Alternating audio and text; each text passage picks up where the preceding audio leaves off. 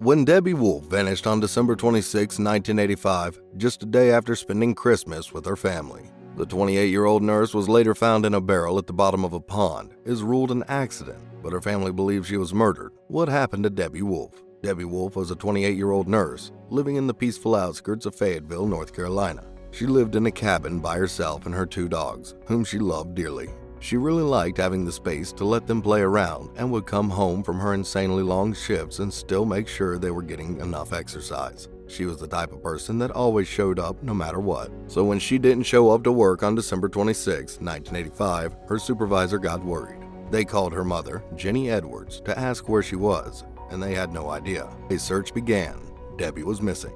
It was unlike Debbie to just go somewhere without telling anyone, so her family knew that something had to have gone wrong. But even then, they were hoping that it was nothing and that she might have just overslept. But they couldn't just wait around, so Jenny called one of Debbie's close friends, Kevin Gorton, who lived close to her house, to go see if she was okay. Kevin made his way over, opened the door, and was instantly met with worry and confusion. Debbie's house was a mess. Her uniform was on the floor as if she had taken it off in a hurry. There were beer cans scattered all over the floor, even though Debbie wasn't really a heavy drinker, and worst of all, her dogs were outside her home, and they looked like they hadn't been fed. This was enough to make it obvious to Kevin that something wasn't right. It looked like Debbie had just gotten insanely drunk and went somewhere, but knowing her, he knew that she would never do that. She wasn't irresponsible enough to do anything like that, especially not leave her dogs unattended as they had been. He then thought what if? Maybe she actually went somewhere. To do that, she'd need her purse, which wasn't really in the spot it usually is in. So he started looking around. Weirdly enough, he found it stuffed underneath her mattress, as if she was trying to hide it from someone. All of her identification and cash was still inside. Had she left, she'd probably not even get very far because all her things were still at home. Things got even weirder when Kevin, who was just about to leave the cabin, checked the answering machine to see if maybe she left a message on it. There was no message from Debbie, but there was one from a man. In the message, the man was checking up on Debbie, saying that she's missed a couple of days at work and was wondering if she was okay. The transcript of the voicemail left reads, "Hey Deb, missed you here at work today. Just wondering how you're doing. If you're able to, give me a call up here at the ward. I'm at the 227007, or give me a call at home tonight. You've been out a lot of days. You made me worry when you missed another one. I just want to make sure you're okay. Bye." Odd. Debbie had just missed 1 day of work at that point, and that day was still going on. So it didn't really make any sense why someone would be saying that she's missed multiple days. Not only was it weird, but it was also alarming too. Who was this man? Why was he saying what he was saying? Where was Debbie? By then, it was clear that Debbie was missing, and that she didn't go somewhere willingly. Jenny filed a report with the police, but they told her that Debbie had to be missing for 3 days for them to actually start looking. With no other option and believing that the police had their best interest at heart, they decided to wait. But the police did not begin a full-scale search until 5 days after Debbie had gone missing. The police brought with them bloodhounds, and with them searched the entire property, but there were no hits. They then began to look outside the cabin and the open property. There was nothing there either. Finally, they walked around a pond near the cabin and ruled out her being anywhere nearby. They then began looking at the possibility of her being somewhere else. But Jenny and the rest of Debbie's family and friends were convinced that something else had happened. They specifically told police that they should conduct a more thorough search of the area and the pond. The police claimed that they had, and that she was nowhere. Captain Jack Watts of the Cumberland County Sheriff's Department was present during the search and said they searched the cabin. Later that afternoon, they brought the bloodhounds out and they could find nothing at all. They then walked around the edge of the pond. I think it was mentioned that they had already looked in the pond. There was no use for us to look in the pond. So I don't think we did a dive of the pond or a complete search of the pond on that day. No, we did not. After the obvious reluctance by the police to conduct a more thorough search, Debbie's mother instructed Kevin and another friend, Gorton Childress, to search the pond.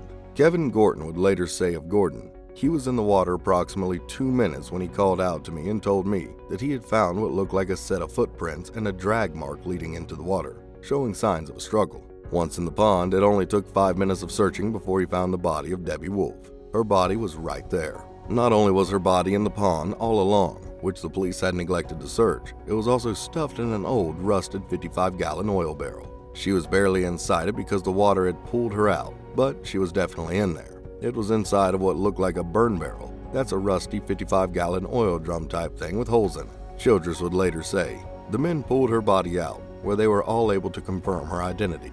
It was in fact Debbie, and she was dead."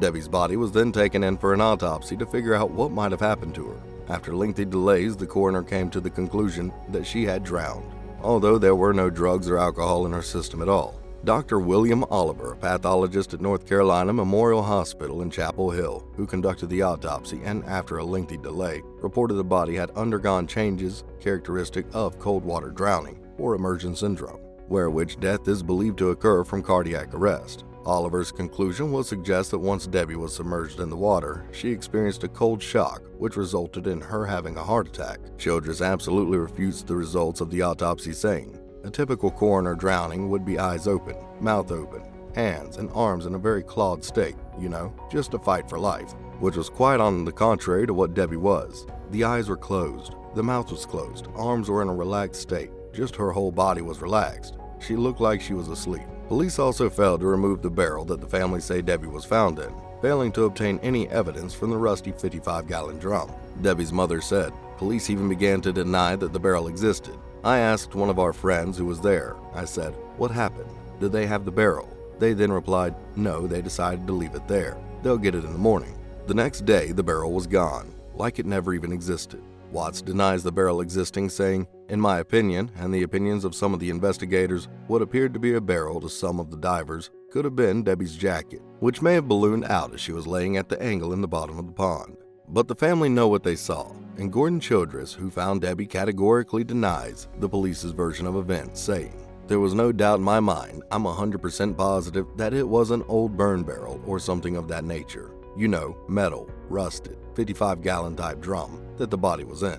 Debbie's mother also says she distinctively remembers seeing the barrel after it was pulled out of the pond. "I went over to the spot where the barrel was, and the barrel was gone. The indentation of the barrel was still there on the ground, but the barrel was no longer there. So who moved it? Did the police get rid of it to cover up the appalling investigation they had conducted? Or worse, did the killer come back and hide it, knowing the barrel would link to him? Nevertheless, the barrel was never found. The police ended up ruling her death an accident, with Jack Watts theorizing that her dogs were probably running loose when the family members and the sheriff's department first met over there. Possibly, she was playing with the dogs and fell in. Even though the pond wasn't super deep at only 5 feet, people can even drown in inches of water, so it was possible. So they just went with that, saying that they've done all the investigation on their part and that there's nothing left. This was the only explanation for her death and they had to accept it. But Jenny didn't want to accept that. She knew in her heart that that's not what happened to her daughter. There had to be something else. There were just too many questions that weren't deflected but straight up ignored. They weren't sure if it was a cover-up or just blatant laziness, but they just weren't paying any heed to the questions at all.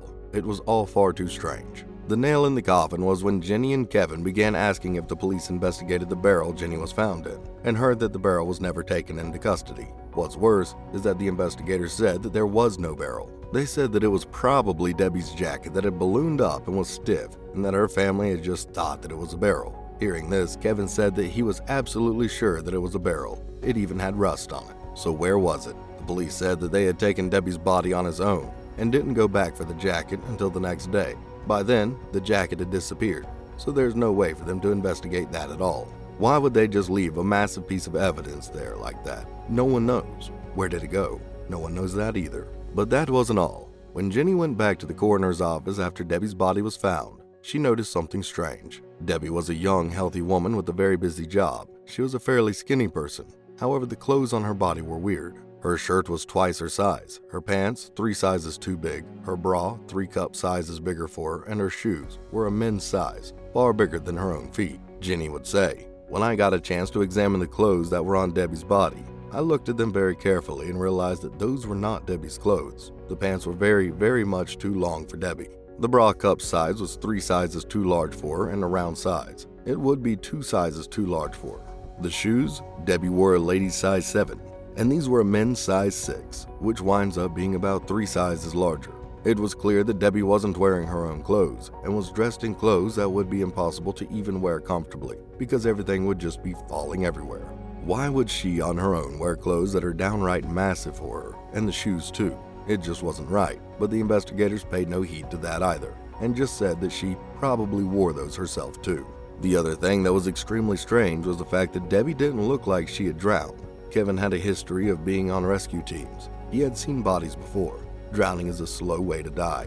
A person that's slowly drowning fights till their very last breath, and that's something you can see in their body too. They usually have their eyes wide open, their mouths are in stress, and their bodies are stiff. They freeze in that fight of life. Debbie's body was the opposite. Debbie looked very relaxed, almost as if she was sleeping when they found her body. It didn't even look like she had drowned, so they began to question if she had actually drowned or not. The authorities were sticking to their ruling. They told them that the way she was found was exactly the way that a drowned person looks. There was no question on their part at all. That again made no sense, but even that wasn't enough. Jenny and Debbie's family and friends were certain that someone had killed her, and their suspicions were on the man on her answering machine. He seemed like he knew who Debbie was, and the fact that he seemed to know that Debbie was missing and that she would stay missing before her family even did. In her line of work at the hospital, Debbie was responsible for coordinating and instructing the volunteers who worked there. According to Debbie's mother, there was a volunteer at the hospital that wanted to become romantically involved with Debbie. Debbie discussed this with everyone, including him, and told him that she would be his friend but nothing else. Could it be that this was a case of unrequited infatuation, one that we have seen so many times before? An "if I can't have you, nobody can" type of case. It sounded like he was someone that had something to do with her death, and that he was covering up his tracks by leaving a message far in advance because he didn't expect someone to go through her house immediately, after considering that no one actually lived with her. There were also signs of someone else being there. Debbie was fairly short and tiny, so she would keep her driver's seat basically right up to the steering wheel when she drove. The car's driving seat was pushed all the way back. She wouldn't do that herself, and if she did, why? But for the investigators, that wasn't a big enough clue, so they didn't even pursue it. Another clue was the beer cans. There was no alcohol in Debbie's blood, so it was clear that she didn't drink the alcohol. So who did? When they took these questions to the authorities, they claimed that they had actually questioned the man right after Debbie's body was found, but he had an alibi, strong enough that they believed him right away. And when he said he didn't want to take a polygraph test, they just let him go. Watts said of the unidentified volunteer, "Anyone that the family requested that we talk to or interview, we tried to interview. Of course, through the information we received through these interviews, there was nothing there that we could use in any criminal prosecution, or there was nothing there that would indicate to us that this was a homicide." What's even more suspicious is that the man ended up leaving the state a couple of days afterward and never came back. His permanent exit made it very likely that he was the one that killed Debbie. After clearing his name with the police, he just left as if he had done nothing wrong and he was never traced. All of that sounded insane to the family. How could the police just clear a potential killer just like that? Like all the other questions, this one remained unanswered too. At that point, the family ended up doing their own investigation, just like they had to back when her body hadn't been found. They wanted to know if anyone could have had contact with her right before she went missing. Their search wasn't really fruitless. When they started asking around the hospital if there was any man that might have known her, they found something. They were told that Debbie was also in charge of a volunteer program. She had to deal with a lot of people doing that, and while most of the people were fairly professional, there was one man that became borderline obsessive. He used to tell her that he was in love with her and wanted the two of them to be together. However, Debbie made it very clear to him time and time again that even if they were to know each other on a personal level, it would be just as friends, nothing more. Some people don't really take rejection well. He seemed to be one of those people. The other people in the hospital noticed that he was getting more and more aggressive with his proposals, but eventually, he just up and disappeared, and they never really saw him again. Jenny and the rest of the family think it's very likely that the man could have something to do with Debbie's death, saying, "There are people out there who know what happened to Debbie, and I'm hoping that they will come forward and finally say something.